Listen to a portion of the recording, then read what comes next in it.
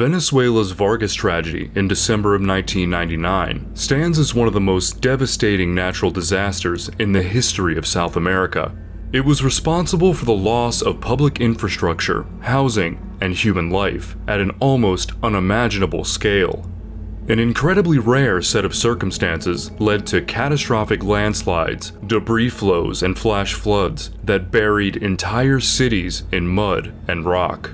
La Guaira, formerly known as Vargas, is a small state sandwiched between the Caribbean Sea and the Chilean coastal range on Venezuela's northern coastline. Its topographical layout is distinguished by steep slopes descending sharply toward the sea.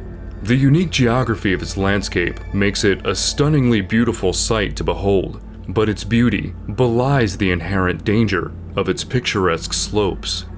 The local climate, a tropical monsoon type, typically experiences a wet season from May to November, with December marking the beginning of the dry season. 1999 was an exception. An intense La Niña event had set in, causing abnormal weather patterns worldwide, including higher than usual rainfall across Venezuela. This extra rain, falling on the already saturated soils of Vargas, created a dangerously unstable environment in the mountainous region. In December of 1999, the rain was relentless. Rather than the dry weather they expected during this time of year, the rain kept coming. A storm that took place over the second and third days of the month dropped 8 inches of rain on the north-central Venezuelan coast. But this was merely a harbinger of what was to come.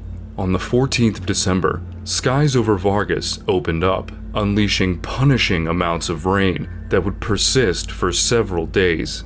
Between the 14th and the 16th, the region received nearly 36 inches of rain, almost twice as much as the region's annual rainfall, condensed into just a few catastrophic days. In fact, the likelihood of that much rainfall is shockingly implausible. The amount of rain that fell exceeded the 1,000-year probability rainfall event.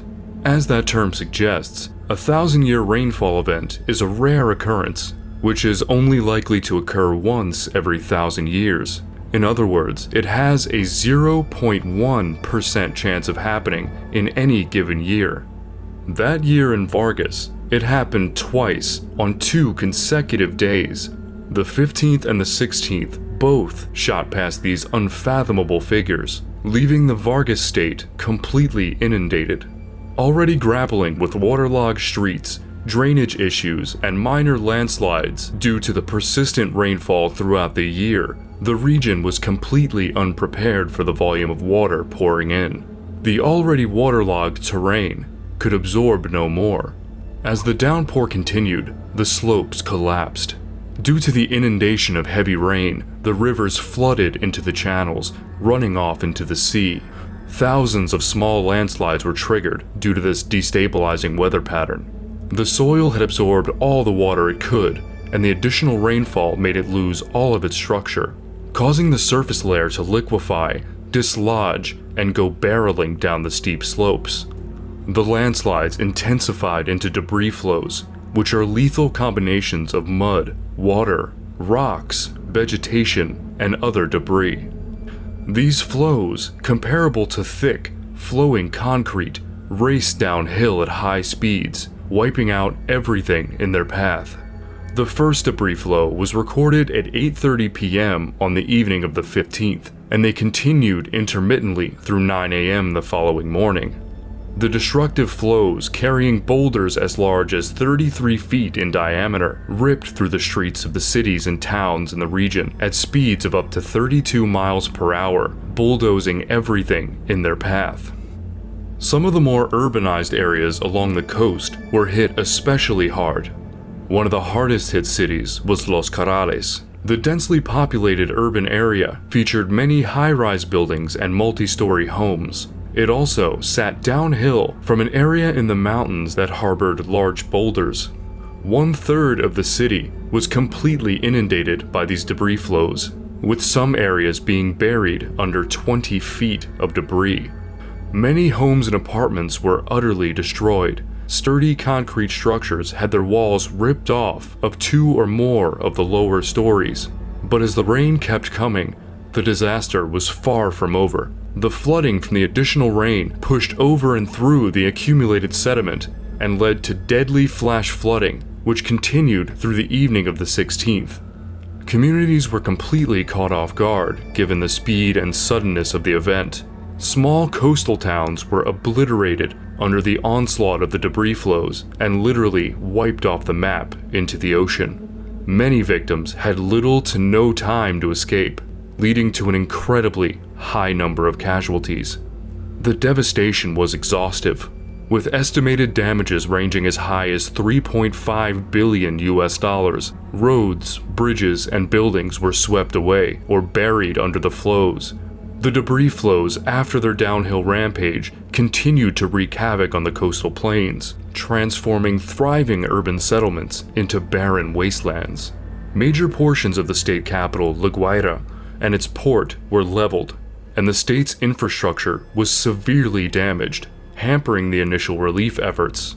In the immediate aftermath, the scale of the disaster became horrifyingly clear. Entire neighborhoods had disappeared, replaced by layers of mud and debris. Vehicles, household items, and even large pieces of buildings littered the ruins of the affected towns and cities. Due to the extreme nature of this event and the widespread destruction it caused, it's difficult to calculate the exact number of casualties, but the estimates are shocking. The humanitarian crisis that ensued was monumental. Utilities and transportation routes were lost in many locations. More than 8,000 homes and 700 apartment buildings were destroyed. 37 miles of Venezuelan coastline was completely and permanently altered. At least 75,000 people, but perhaps far more, were displaced from their homes. Bodies, many unidentifiable, littered the devastated landscape, and the living struggled to find food, water, and shelter. There was no way to get supplies into the affected areas, so most of the population had to be evacuated. Tens of thousands of people had to be airlifted out and brought to Caracas and other cities. Widespread looting took place, which led to the implementation of martial law for over a year. The response to this crisis was swift and comprehensive, at first. It came from many sources, including celebrities such as Major League Baseball player Omar Vizquel, who was native to Venezuela, the American and Venezuelan Red Cross, and other international sources. President Hugo Chavez declared a state of emergency and sent in the military to assist in evacuations. He and his wife advocated for other Venezuelans to adopt a family. They set up temporary shelter for orphaned children in their presidential residence. Aid from international communities poured in, but the magnitude of the disaster made an immediate response challenging. The United States was one of the countries providing support right away, sending helicopters and dozens of soldiers just 2 days after the event to aid in the disaster cleanup and recovery efforts. President Chavez initially accepted the aid, but ultimately rejected it, likely for political reasons. Disaster emergency funds hit tens of millions of dollars from international organizations. However, Chavez became distracted by politics and progress slowed on the recovery efforts. The displacement caused by the disaster was unspeakably vast. Many survivors, having lost their homes and possessions, were relocated to other parts of Venezuela, leading to demographic changes that are still noticeable today. The Vargas Tragedy is a solemn case study in disaster risk. It highlights the necessity of adequate urban planning and preparation for natural disasters, especially since landslides and debris flows have been recorded in this region going back as far as 1798. And the way the landscape has been shaped by such events is evidence it has been going on for far longer still. The primary reason for the difficulty in determining the total number of casualties was inadequate census data for the area. So the population of the region, even prior to the disaster, was unknown. The actual figures will forever be a mystery, but the estimated population of the area before the disaster was about 300,000, and the currently accepted estimate for the number of deaths is 30,000 people. Approximately 10% of the population perished in this disaster.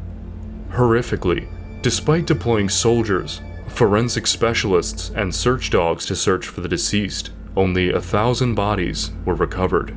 Most of the bodies were buried too deeply in the debris or washed out into the ocean. The incomprehensible destruction endured by the survivors of the Vargas tragedy will certainly never forget the fear, grief, or heartbreak they experienced from this once-in-a-lifetime catastrophe, and neither should we. To see how an earlier natural disaster caused a year-long winter, turned the skies yellow, killed crops, and spread famine and plague, watch my video on the Mount Tambora eruption. Thanks for watching. Until next time.